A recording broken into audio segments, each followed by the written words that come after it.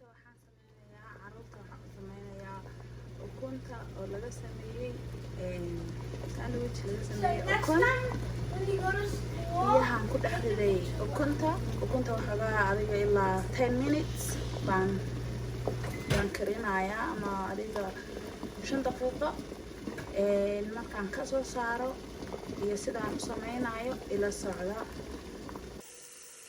ukuntii biyihii aan ka soo qaaday kulaylka waan ka daadiyey iyo qabowga aan la dhigaya maadaama aan ordaayo oo ilmaha maaragtay iga daahsan yihiin. waxaan rabaa inaan biyo qabow ku shubo si ay igu qabowda dhaqso ama hagaajiyo. biyahan hadda way ii qabowday, biyaha ayaan kasoo dhex saarayaa meel baan ku buranayaa ukunta maadaama ay ii qabowday. ujeediin qabow weeyaan. ugu dambeeyaan soo qaadayaa. waxaan rabaa inaan hadda fiiqo ukuntaan fiiqayaa. waa kaasa markaad biyo qabow dhex dhigto durbood kuu fiiqmaysaa, ma ujeedaa? marka aan isla soconno sidaan usoo fiiqo, markaan soo fiiqo isku soo laabanaynaa. ukuntii waan soo dhilay, sidanay kusoo baxday kulli waan soo dhilay.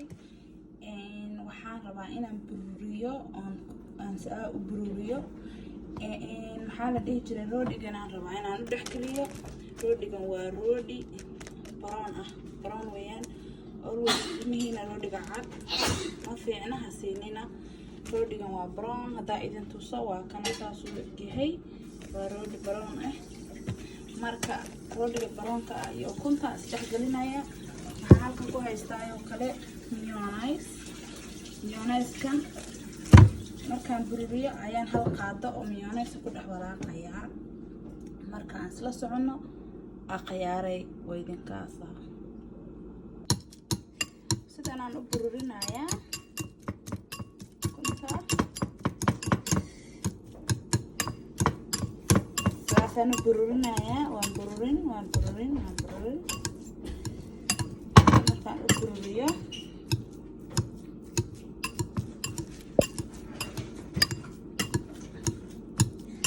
mayonnaise-kan hadda korka kaga soo daraya wax yar markaan saa u bururiyo. markaan mayonnaise ku daraayo ila socda. ilmahayga mayonnaise badan ma jeclo.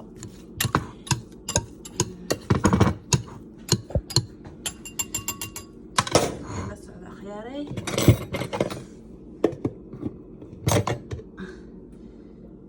hal qaado oo mayonnaise ah waa ku daraya.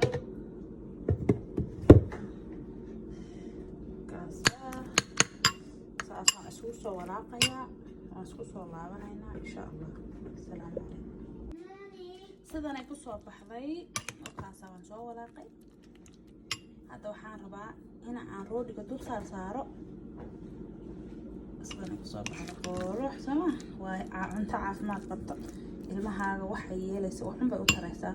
waxay yeelaysa mar hadduu ilmahaaga cuno ukunta sidaa ugu samee. siyaabo badan oo ukunta loo sameeyaa jira ciyaalka markay iskuulka aadayaan. marka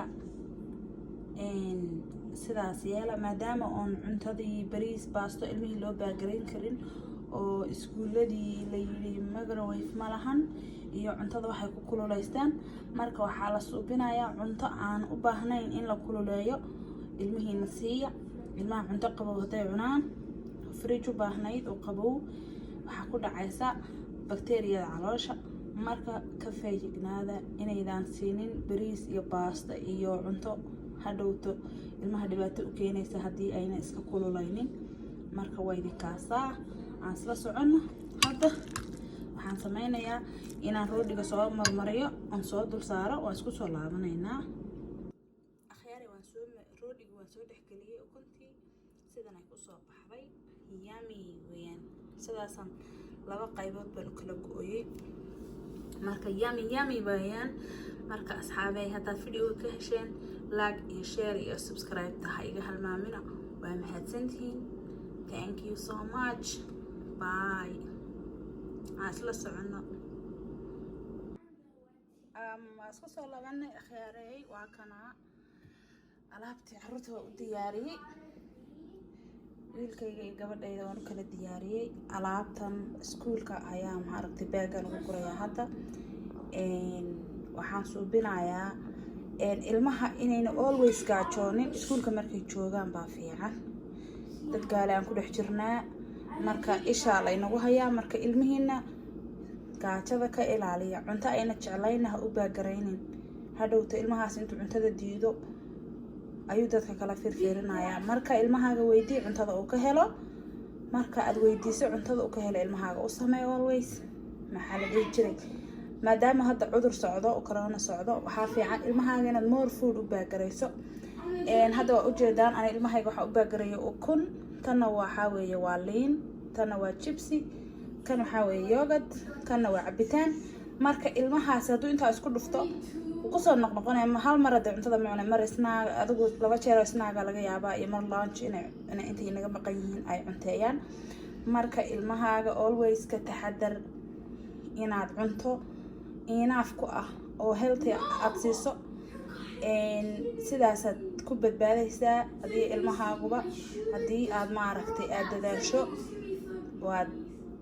waxaad gaadhaysaa guulo badan. marka saas ogaada, ilmaha hala ogaado, ilmaha cuntooyin wanaagsan ee loo baagareeyo ayaan la soo sheer gareyn doonaa insha Allah.